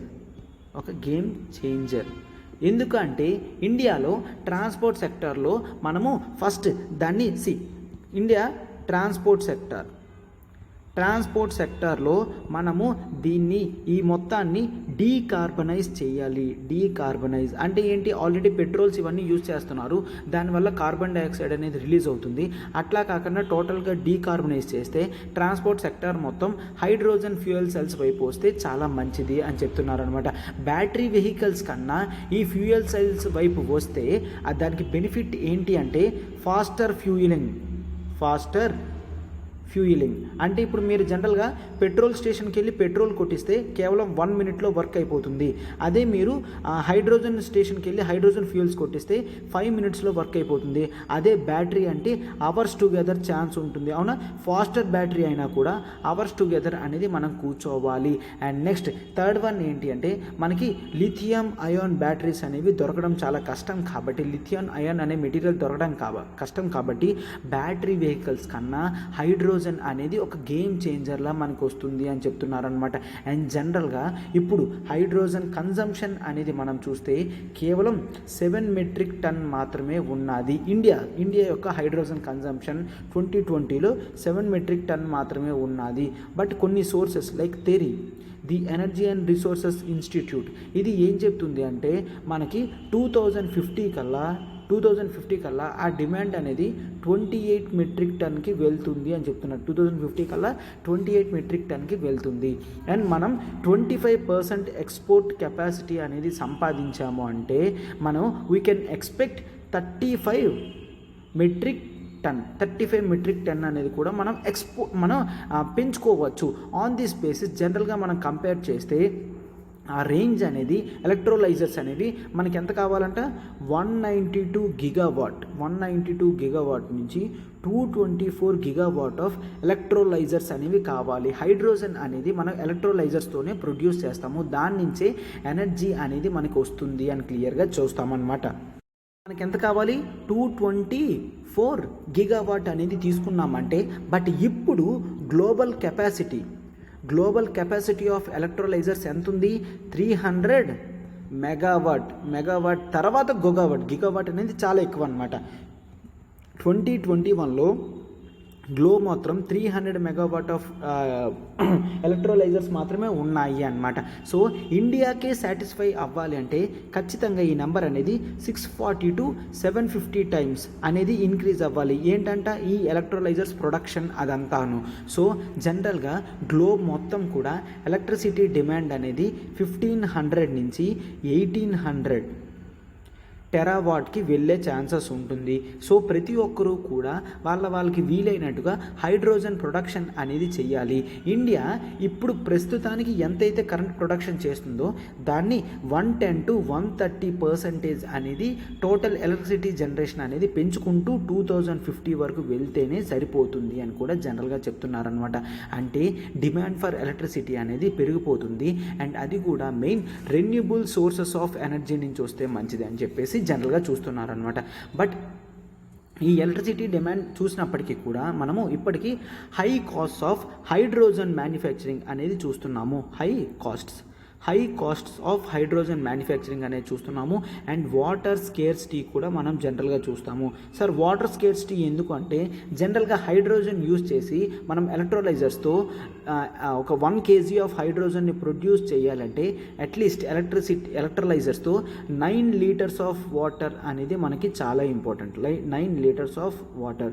so water scarcity ఉన్నది కాబట్టి ఇటువంటి టైంలో అటువంటి డెసిషన్ అనేది చాలా జాగ్రత్తగా తీసుకోవాలి అని క్లియర్గా చెప్పడం అనేది జరుగుతుందన్నమాట. సో ప్లానింగ్ అనేది క్లియర్గా హోలిస్టిక్గా ఉండాలి అండ్ నాట్ వాటర్ స్కేర్స్గా ఉండాలి. వాటర్ అనేది ఎట్లాగా ఒకలాగా వేస్ట్ వాటర్ని రెన్యూబుల్ జాగ్రత్తగా మనం వాటిని కాపాడుకొని వేస్ట్ వాటర్ని రెన్యూబుల్గా ఫామ్లో మార్చుకొని యూజ్ చేసుకుంటే మంచిది అని కూడా మనం జనరల్గా చూస్తామన్నమాట. ఓకేనా? సో ఇక్కడ జనరల్గా ఏంటంట హైడ్రోజన్ ఎకానమీ అనేది క్రియేట్ చేయడం చాలా ఇంపార్టెంట్. ఇండియా అనేది ఒక 3 E's బాగా చేస్తుంది. ఏంటంట హైడ్రోజన్ ఎకానమీ మనం చేసుకుంటే ఎనర్జీ సెక్యూరిటీ అనేది వస్తుంది. 3 E's అన్నాను కదమ్మా. ఎనర్జీ సెక్యూరిటీ అనేది ఒక E. అండ్ నెక్స్ట్ ఆ తర్వాత ఎనర్జీ సస్టైనబిలిటీ అనేది చూస్తాం. అండ్ ఆ తర్వాత ఎనర్జీ యాక్సెస్ కూడా చూస్తాము, ఎనర్జీ యాక్సెస్ కూడా చూస్తాము. అండ్ మరొక ఈ పెంచుకుంటే చాలా మంచిది ఏంటి, ఎకనామిక్ ఆపర్చునిటీస్ కూడా పెంచుకుంటే సరిపోతుంది. Energy security, energy sustainability, energy access and economic opportunities అనేవి పెంచుకుంటే మనము ఇండియా అనేది చాలా ఫాస్ట్గా గ్రో అవుతుంది. వీటన్నిటితోని మనకి ఎకనామిక్ ఆపర్చునిటీస్ కూడా వస్తాయి, ఇండస్ట్రీస్లో ఎంప్లాయ్మెంట్ కూడా పెరుగుతుంది అని చెప్తున్నారనమాట. సో అయితే ఇవన్నీ పెరగడానికి మనము 5 స్టెప్ అప్రోచ్ అనేది చూస్తాము. ఏ స్టెప్ అప్రోచ్ అమ్మా, 5 స్టెప్ అప్రోచ్ అనమాట. Both demand side 5 step approach చూస్తాము, సప్లై సైడ్ కూడా 5 స్టెప్ అప్రోచ్ అనేది చూస్తాము. సో అయితే ఇక్కడ మనం డిమాండ్ సైడ్ 5 స్టెప్ అప్రోచ్ ఏంటో ఒక్కసారి క్లియర్గా చూడండి అనమాట. ఏంటి, ఫస్ట్ ఓవరాల్గా ఇనీషియల్ డిమాండ్ అనేది ఖచ్చితంగా పెంచాలి. Initial demand regarding renewable form of energy demand అనేది పెంచుకుంటే హైడ్రోజన్ వైపు జనరల్గా వెళ్తామన్నమాట. అండ్ చాలా వరకు ఎక్కడైతే లో ఎమిషన్ హైడ్రోజన్ బేస్డ్ ఇండస్ట్రీస్ ఉన్నాయో వాటిని డెవలప్ చేయాలి. గవర్నమెంట్ అనేది వాటిని ఇన్సెంటివైజ్ అంటే కొంతవరకు కూడా రాయితీ అనేది ఇస్తూ ఉండాలి అని చెప్తున్నారన్నమాట. మనము హైడ్రోజన్ని న్యాచురల్ గ్యాస్ని బ్లెండ్ చేసి హైడ్రోజన్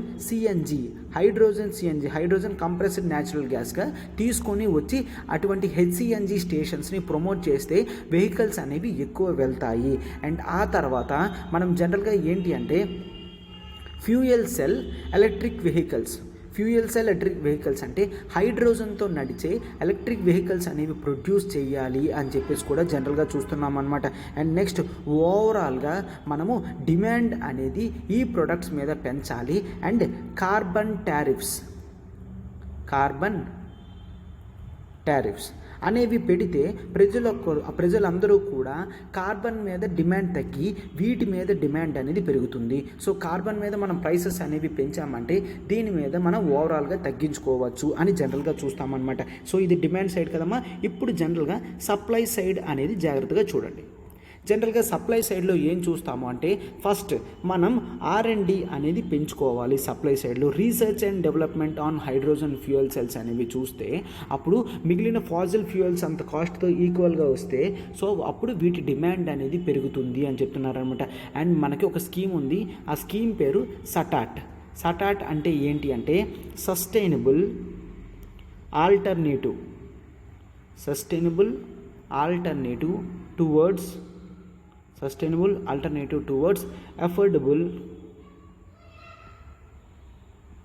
అఫోర్డబుల్ ట్రాన్స్పోర్టేషన్ ఈ స్కీమ్ అనమాట. దీంతో ఏంటి అంటే మనము ఇన్ జనరల్గా కంప్రెస్డ్ బయోగ్యాస్ యూనిట్స్ అనేవి హౌస్ లెవెల్లో కన్స్ట్రక్షన్ చేస్తాము అనమాట. అవి బాగా జరగాలి అని చెప్తున్నారు. And next more form of commercialisation companies investments అనేవి పెట్టడానికి ఎంకరేజ్ చేయాలి. వీలైతే వయబిలిటీ గ్యాప్ ఫండింగ్ ఏదైతే డిఫరెన్స్ వస్తుందో ఆ అమౌంట్ అనేది ఇవ్వాలి అనమాట. అంటే కమర్షియలైజేషన్ చేయాలి అంటే ఒకసారి చూడండమ్మా, ఒకవేళ ఏదైనా కంపెనీ అనేది 100 crores అనేది పెట్టాలి, బట్ ఆ కంపెనీ అనేది 70 crores పెడుతుంది. ఎందుకు 70 crores పెడితేనే దానికి ప్రాఫిట్ వస్తుంది కాబట్టి 70 crores మాత్రమే పెట్టడానికి ఇంట్రెస్ట్ చూపిస్తుంది. అయితే ఇప్పుడు సెంట్రల్ గవర్నమెంట్ వచ్చి ఆ రిమైనింగ్ 30 crores పెడితే దాన్ని మనం వయబిలిటీ గ్యాప్ ఫండింగ్ అని అంటాము. ఇటువంటి వయబిలిటీ గ్యాప్ ఫండింగ్ అనేది జనరల్గా చేయాలి అని చెప్తున్నాను అనమాట.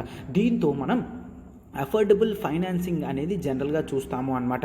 అండ్ ప్రయారిటీ సెక్టర్ లెండింగ్ కింద దీనికి ఎక్స్ట్రా బెనిఫిట్స్ అనేవి ఇవ్వాలి. అండ్ నెక్స్ట్ గవర్నమెంట్ ఏం చెప్తుంది అంటే ఇక్కడ వీళ్ళు PLI scheme, production linked incentive scheme కూడా వీళ్ళకి ఇస్తే చాలా మంచిది అని చెప్తున్నారనమాట. అండ్ ఆ నెక్స్ట్ కూడా ఈ హైడ్రోజన్ మిషన్ టోటల్ని PM గతి శక్తి ప్లాన్లో మార్చాలి. PM గతి శక్తి ప్లాన్లో మనం ఏం చేస్తాము, మనము క్యాపిటల్ అసెట్ సెక్టర్స్ అనేవి ప్రొడక్ట్ ఇంప్రూవ్మెంట్ చేయడానికి కష్టపడతాం కదమ్మా. లాంగ్ టర్మ్లో ఇటువంటి అంటే రోడ్స్ కానీ ఇన్ఫ్రాస్ట్రక్చర్ క్రియేట్ కానీ చేస్తాం కదా. సో మనము ఈ విధంగా హైడ్రోజన్ ఇంప్రూవ్ చేసుకుంటే చాలా మంచిది అని చెప్తున్నారనమాట. సో కంప్లీట్గా ఇండియా ట్రాన్స్ఫార్మేషన్ అవ్వడానికి ఇది చాలా బాగా యూజ్ అవుతుంది. ఎగ్జిస్టింగ్ ఇన్ఫ్రాస్ట్రక్చర్ని కూడా చేంజ్ చేస్తుంది. మనము ఈ విధంగా చేసుకుంటే మనము ఫ్యూచర్లో ఇంపోర్ట్ చేసుకోక్కర్లేదు, మిగిలిన కంట్రీస్కి మనమే ఎక్స్పోర్ట్ చేస్తాము. డామినెంట్ ఎక్స్పోర్టర్గా కూడా తయారవుతాం అనమాట. అండ్ ఇండియా కూడా గ్లోబల్ లెవెల్లో ప్యారిస్ అగ్రిమెంట్లో ప్రామిస్ చేయడం జరిగింది. ఈ హైడ్రోజన్ ఫ్యూయల్ సెల్స్ అనేవి యూజ్ చేస్తే మనం ఆ ప్రామిసెస్ని సాటిస్ఫై చేయగలము. అండ్ రీసెంట్ COP26 మీటింగ్లో కూడా 5 గోల్స్ అనేవి ఇవ్వడం జరిగింది. అంటే ఇండియా అనేది జరుగుగా చూడండి 2070 కల్లా నెట్ జీరో ఎమిషన్ టార్గెట్స్ అనేవి తీసుకుంటా అన్నది. వాటన్నిటిలో కూడా ఈ హైడ్రోజన్ ఫిలాసఫీ అనేది బాగా యూజ్ అవుతుంది. అంటే హైడ్రోజన్ బేస్ మీద మనం ఇండస్ట్రీస్ డెవలప్ చేయడం, ఇన్ఫ్రాస్ట్రక్చర్స్ డెవలప్ చేయడం, ఎంప్లాయ్మెంట్ క్రియేట్ చేయడం, ఎనర్జీ సస్టైనబుల్గా తయారవడం, ఇవన్నీ కూడా కాంప్రహెన్సివ్గా పనికొస్తుంది అన్నట్టు మనం జనరల్గా చూస్తామన్నమాట. ఓకేనమ్మా, చూసారు కదమ్మా, ఇంపార్టెంట్ ఆర్టికల్స్ డేటా అంతా కూడా ప్రొవైడ్ చేయడం జరిగింది. అండ్ ఇష్యూస్ అన్నీ కూడా క్లియర్గా డిస్కస్ చేయడం అనేది జరిగింది అనమాట. సో ఇప్పుడు మనం మన నెక్స్ట్ ఆర్టికల్కి వెళ్తున్నాం, చూడండి అమ్మా.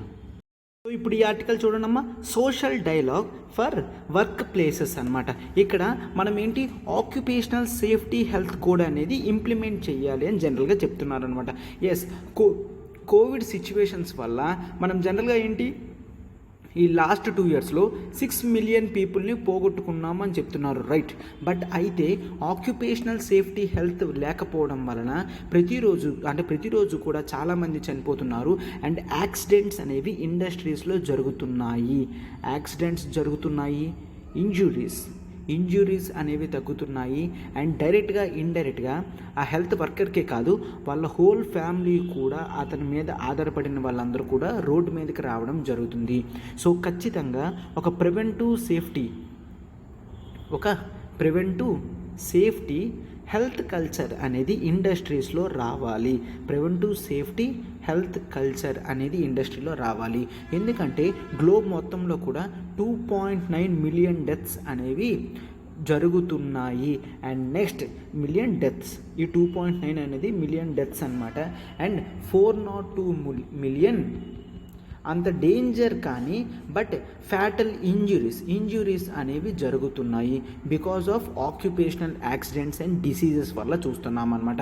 సో అందుకనే మనము మరింత హ్యూమన్ సెంటర్డ్ అప్రోచ్గా వెళ్ళాలి. అంటే ఇంతవరకు ఏంటంటే కంపెనీస్ ఇండస్ట్రియల్ వర్కర్స్ యూనిట్స్ బాగా పనిచేస్తే చాలు తప్ప వర్కర్స్ అనే వాళ్ళకి ఏమైనా కూడా ఎవరికి ఎటువంటి ఇబ్బంది రావట్లేదన్నమాట. సో అందుకనే మరింత హ్యూమన్ సెంటర్డ్ అప్రోచ్ అనేది వెళ్ళాలి. ఆక్యుపేషనల్ సేఫ్టీ హెల్త్ అనేది జాగ్రత్తగా చూడాలి. అండ్ ఈ వర్క్ ప్లేసెస్లో ఇటువంటివి ఇంప్లిమెంట్ చేయాలి అని జనరల్గా చూస్తామన్నమాట.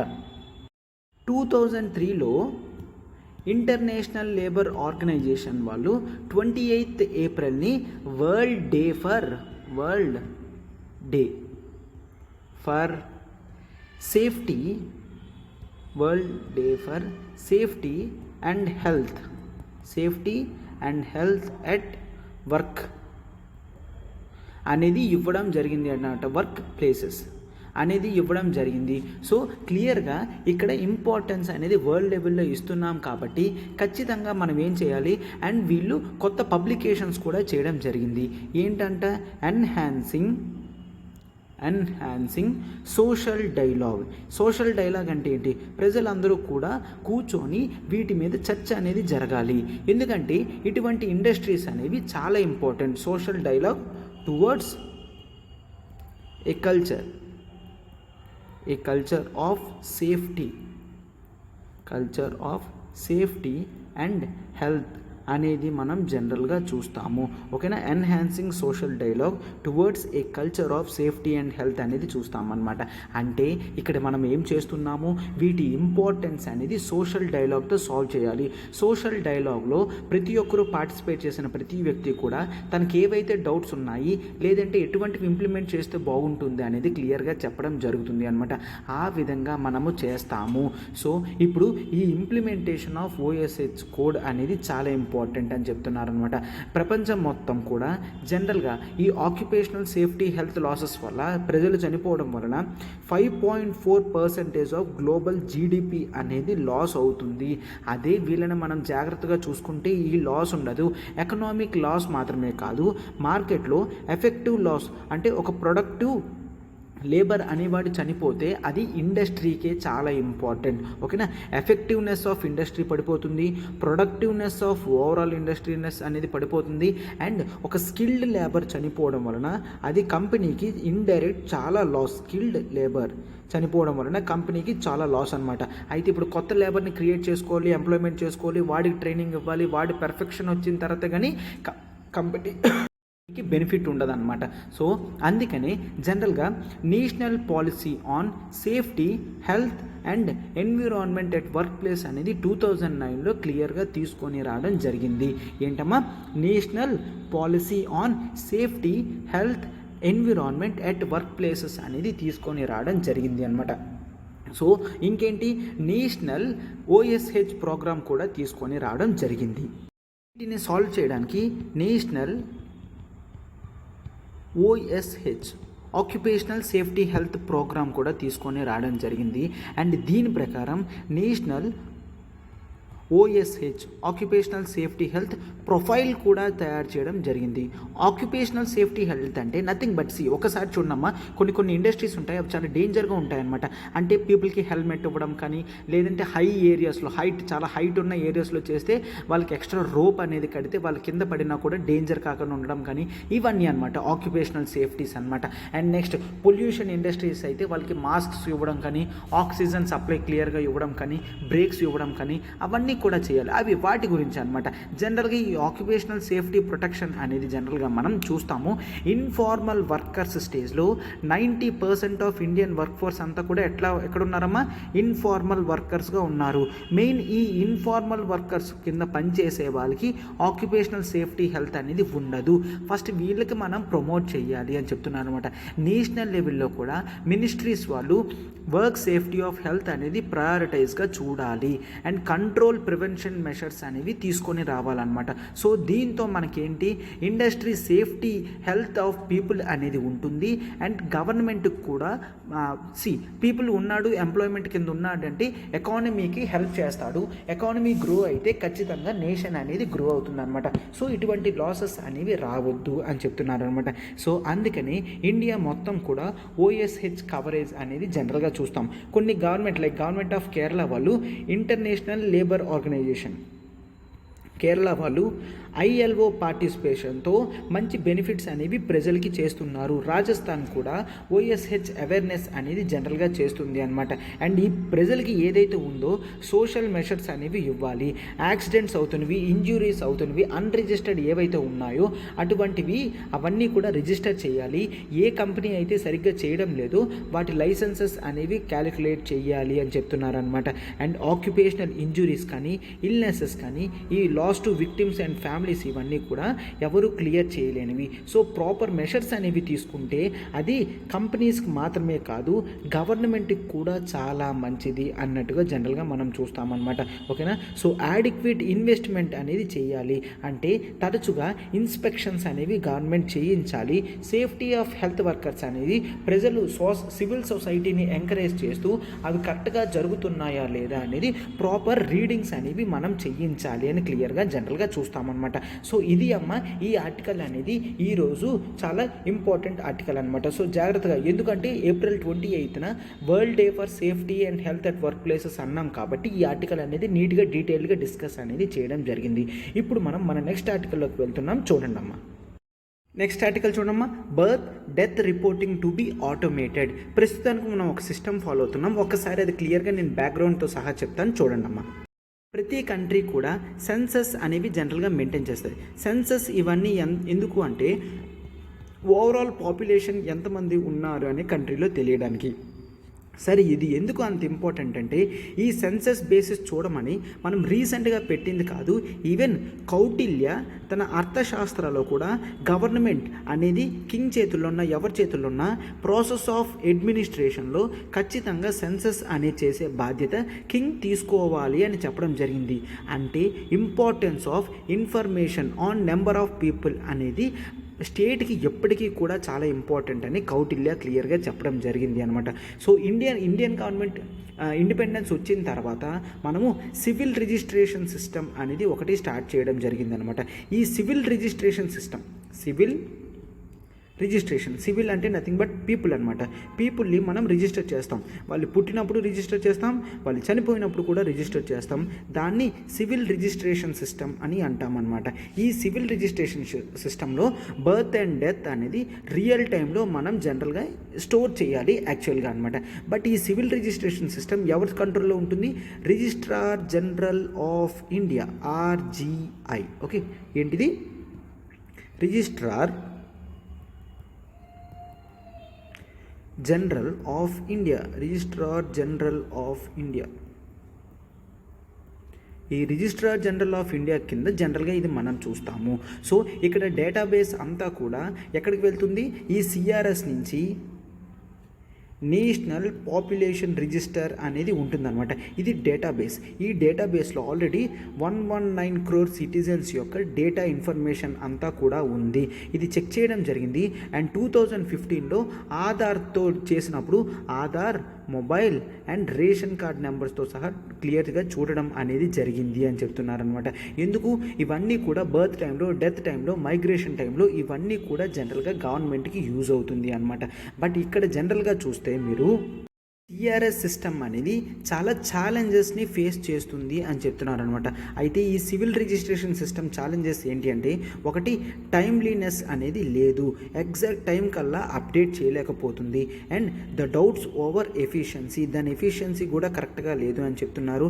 అండ్ యూనిఫార్మిటీ కూడా క్లియర్గా లేదు, బోత్ ఎఫిషియన్సీ అండ్ యూనిఫార్మిటీ అనేది లేదు. And under coverage of births అనేవి జరుగుతుంది. 100% కవరేజ్ ఆఫ్ బర్త్స్ అనేది ఇది చేయలేకపోతుంది, 100% కవరేజ్. సో అందుకనే అండర్ కవరేజ్ అనేది మనం అంటామన్నమాట. బర్త్స్ కానీ డెత్స్ కానీ క్లియర్గా చెప్పడంలో ఇది ఫెయిల్ అవుతుంది. అండ్ డిలేడ్ ఇన్ఫర్మేషన్ అనేది ఇస్తుంది అనమాట. గవర్నమెంట్కి డేటాబేస్లో యాడ్ చేయడం కానీ డిలేడ్ ఇన్ఫర్మేషన్ అనేది ఇస్తుంది. సో ఇది మంచి టైం అనమాట. ఏంటి? దీన్ని ఓవరాలింగ్ అనేది చెయ్యాలి. అంటే ఓవరాలింగ్ అంటే ఎక్కడైతే మిస్టేక్స్ ఉన్నాయో ఆ మిస్టేక్స్ అన్నీ కూడా క్లియర్గా చేసి క్లోజ్ చేయాలి. ప్రాపర్ IT బ్యాకింగ్ అనేది ఇవ్వాలన్నమాట. ఇన్ఫర్మేషన్ టెక్నాలజీ బ్యాకింగ్ అనేది ఇస్తే అప్పుడు రియల్ టైంలో మినిమం హ్యూమన్ ఇంటర్వెన్షన్తో జనరల్గా దీన్ని మనం సాల్వ్ చేయగలం అని చెప్తారనమాట. జనరల్గా ఇదేంటి? ఇది ఒక డెలివరీ పాయింట్స్ లైక్ ఆటోమేటిక్గా ఇన్ఫర్మేషన్ అంతా కూడా టైం బౌండ్ మేనర్లో ఫ్రీగా ఎటువంటి డిస్క్రిప్షన్స్ అనేవి లేకన్నా డేటా అనేది డేటాబేస్లో ఎక్కేటట్టు చెయ్యాలన్నమాట. సో ఈ విధంగా మనం చేస్తే అది ఒక సస్టైనబుల్ ఇన్ఫర్మేషన్ కింద వెళ్తుంది. సస్టైనబుల్ అండ్ స్కేలబుల్ అంటే ఇట్ కెన్ బి మెషరబుల్ అనమాట. ఓకేనా? ఈ విధంగా వెళ్తుంది అని చెప్తామన్నమాట. చాలా వరకు జనరల్గా ఆన్లైన్ రిజిస్ట్రేషన్ అనేది చూస్తూ ఉంటాము. ఆన్లైన్ రిజిస్ట్రేషన్ అనేది చూసిన తర్వాత లాస్ట్ ఏంటి? లాగిన్ ఐడీస్, వాళ్ళకి పాస్వర్డ్స్ అనేవి ఇస్తారు. లాగిన్ ఐడీస్, పాస్వర్డ్స్ ఇస్తే చాలామంది లాగిన్ ఐడీస్ మర్చిపోవడం, పాస్వర్డ్స్ మర్చిపోవడం, ఆ రెండింటికి టెక్నికల్ గ్యాప్ రావడం. అండ్ కొంతమంది లాగిన్ ID, పాస్వర్డ్స్ యూజ్ చేసి ఇల్లీగల్గా ఫేక్ డెత్ సర్టిఫికేట్స్ ఇవ్వడం. డెత్ సర్టిఫికేట్ వస్తే వాళ్ళకి పెన్షన్స్ అనేవి వస్తుంటాయి కదా, ఫేక్ డెత్ సర్టిఫికేట్స్ ఇవ్వడం, ఫేక్ బర్త్ సర్టిఫికేట్స్ ఇవ్వడం, ఇటువంటివన్నీ కూడా చేయడం అనేది మనం ఆల్రెడీ జనరల్గా చూసామన్నమాట.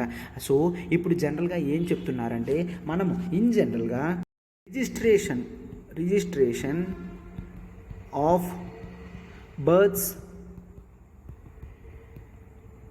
and deaths Act 1969 అనేది ఉంటుంది. సో ఇది ఏంటి? Database registered births and deaths అనేది నేషనల్ లెవెల్లో రిక్రూట్మెంట్ యాక్చువల్లీ అప్లోడ్ చేయడానికి ఈ యాక్ట్తో మనం పనిచేస్తుంది అనమాట. యాక్చువల్లీ ఎవరు? Registrar general of India. ఓకేనా? ఈ యాక్ట్ నుంచి దీనికి పవర్స్ అనేవి వస్తాయి. సో ఇప్పుడు దీన్ని అమెండ్మెంట్ చేసి డేటాబేస్ మొత్తాన్ని కూడా ఓవరాల్గా అప్డేట్ చేయమని చెప్తున్నారు అనమాట. సో దీంతో స్టాటిస్టికల్ రిపోర్ట్ ఇదంతా కూడా మనకి క్లియర్గా వస్తుంది అని కూడా జనరల్గా చెప్పడం అనేది జరిగిందనమాట. అండ్ నెక్స్ట్ ఇప్పుడు డేటా అనేది చూసుకుంటే బర్త్స్ అనేది ఎంత ఫామ్లో ఇంక్రీజ్ అవుతుంది అంటే, కేవలం 100 మంది పుడితే 89.3% పీపుల్ డేటా మాత్రమే అప్డేట్ అవుతుంది. ఆ ఫిగర్ అనేది 81.3 అనేది 2009లో ఉంటే ఇప్పుడు 2018 కల్లా 89.3%కి పెరగడం బాగుంది. అండ్ ఒకవేళ డెత్స్ అనేవి చూస్తే మనము స్టార్టింగ్ ఎంత ఉండేదమ్మా? 66% అనేది 2009లో ఉంటే 2018 కల్లా ఆ నెంబర్ అనేది 86%కి వెళ్ళడం జరిగింది. సరే ఎందుకు డెత్ నెంబర్స్ అనేవి అంత తక్కువ ఉన్నాయంటే ఇన్ జనరల్గా డెత్స్ ఆఫ్ కొన్ని ఫీమేల్స్ కానీ ఆర్ ఇన్ జనరల్గా ఇన్ఫాంట్ బేబీ డెత్స్ కానీ ఇవన్నీ కూడా ప్రాపర్గా రిజిస్ట్రేషన్ చేయట్లేదు, అన్రిజిస్టర్డ్గా వెళ్తుంది. ఎక్సెప్ట్ లైక్ ఆంధ్రప్రదేశ్, గోవా, గుజరాత్, హర్యానా, కర్ణాటక, కేరళ, పంజాబ్, రాజస్థాన్, సిక్కిం, ఈ తమిళనాడు, యూనియన్ టెరిటరీస్ వీటిలో తప్ప మిగిలిన చాలా చోట్ల ప్రాపర్ ఇన్ఫర్మేషన్ అనేది అప్డేట్ అవ్వడం లేదు. సో ప్రాపర్ ఐటీ బ్యాకింగ్ చేయాలి, ప్రాపర్గా ప్రజలు ఎవరైతే దీన్ని చేస్తున్నారో వాళ్ళకి సఫిషియెంట్గా రోల్స్ అనేవి పెంచాలి, వాళ్ళకి ట్రైనింగ్ ప్రోగ్రామ్స్ ఇవ్వాలి అన్నట్టుగా మనం జనరల్గా చూస్తామన్నమాట. ఓకేనమ్మా. సో ఇది ఈరోజు ఈ ఆర్టికల్. ఇప్పుడు మనం మన నెక్స్ట్ ఆర్టికల్లోకి వెళ్తున్నాం. జనరల్గా చూడండి అమ్మా. నెక్స్ట్ ఆర్టికల్ చూడండి అమ్మా. Plan for 4G upgrade in left wing extremism areas. Left wing extremism areas అంటే ఏ ఏరియాస్ అయితే టెర్రరిజంతో, నక్సలిజంతో, మెయిన్లీ నక్సలిజంతో ఎఫెక్ట్ అవుతుందో ఆ ఏరియాస్ని లెఫ్ట్ వింగ్ ఎక్స్ట్రీమిజం అని అంటామన్నమాట.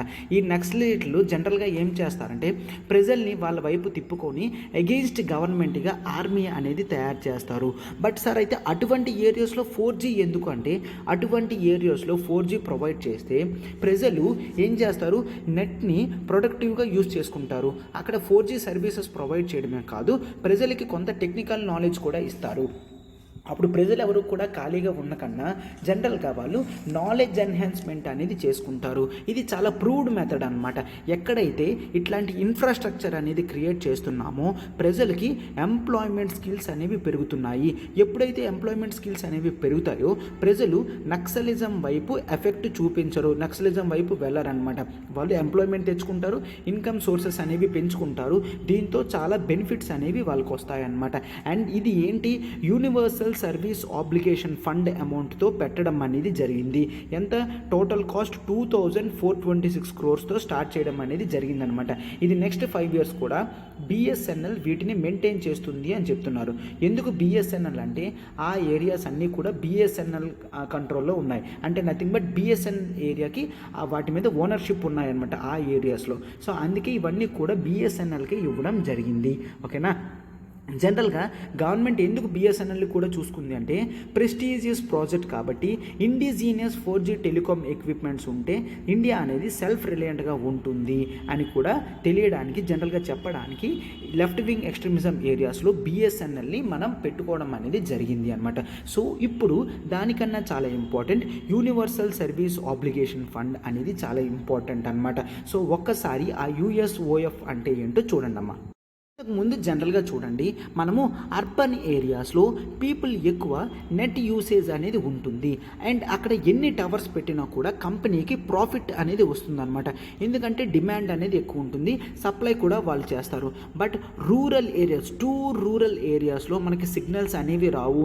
అండ్ హిల్లీ ఏరియాస్లో కూడా కంపెనీస్ అనేవి ఇన్వెస్ట్మెంట్ చేయడానికి ముందుకు రావు. అయితే ఇక్కడ ఎవరు పెడతారు, ఎవరు కూడా ముందుకు రారన్నమాట. సో అందుకనే గవర్నమెంట్ ఏం చేసింది, యూనివర్సల్ సర్వీస్ ఆబ్లిగేషన్ ఫండ్ అనే స్కీమ్ని తీసుకొని రావడం జరిగింది. దీనితో యూనివర్సల్ యాక్సెస్ అనేది ప్రజలందరికీ కూడా ఉండాలి, ఈ రూరల్ ఏరియాస్లో హిల్లీ ఏరియాస్లో ఉన్న వాళ్ళకి కూడా రావాలి అని చెప్పి జరగడం జరిగిందనమాట. మనము జనరల్గా న్యూ టెలికామ్ పాలసీ ఆఫ్ 1999లో యూనివర్సల్ సర్వీస్ ఆబ్లిగేషన్ కింద ఏం చేయడం జరిగింది, universal access levy. Okay, universal access levy అనేది, లెవీ అంటే డ్యూటీ, ట్యాక్స్ వేయడం అనమాట, డ్యూటీ వేయడం అదని. ఈ లెవీని స్టార్ట్ చేయడం జరిగింది. బట్ దీనికి ఒక స్టాట్యూటరీ స్టేటస్ ఇస్తే కన్ఫామ్గా క్లియర్గా స్టార్ట్ అవుతుంది. కాబట్టి Indian telegraph amendment act of 2003 మనం చేసి ఈ యూనివర్సల్ సర్వీస్ ఆబ్లిగేషన్ ఫండ్కి ఒక స్టాట్యూటరీ స్టేటస్ అనేది ఇవ్వడం జరిగింది. సార్ అయితే దీంట్లో ఏం చేస్తారంటే జనరల్గా కంపెనీస్ అనేవాళ్ళు గ్రాస్ అడ్జస్టెడ్ రెవెన్యూస్ ఉంటాయి కదమ్మా, ఆ గ్రాస్ అడ్జస్టెడ్ రెవెన్యూస్లో 5% వరకు ఖచ్చితంగా వీళ్ళు ఈ యూనివర్సల్ సర్వీస్ ఆబ్లిగేషన్ ఫండ్లో పెట్టాలన్నమాట. ఈ అమౌంట్ అంతా కన్సాలిడేటెడ్ ఫండ్యాలోనే ఉంటుంది. బట్ ఇటువంటి టైంలో ఇప్పుడు చూసారు కదా, లెఫ్ట్ వింగ్ ఎక్స్ట్రీమిజం ఏరియాలో టవర్స్ పెట్టడానికి ఎవరు రారు. దానికి దాదాపుగా 2500 crores అనేది అమౌంట్ అవుతుంది. సో అలాంటి టైంలో ఇటువంటి యూనివర్సల్ సర్వీస్ ఆబ్లిగేషన్ ఫండ్ నుంచి తీసుకొని వస్తుందన్నమాట.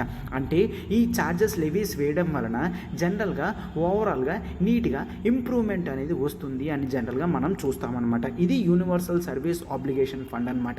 ఎస్, ఈ ఆర్టికల్స్ అన్నీ కూడా మనం నీట్గా ఇన్ డీటెయిల్డ్గా డిస్కస్ చేయడం అనేది జరిగిందమ్మా. Hope you enjoyed lot with these articles.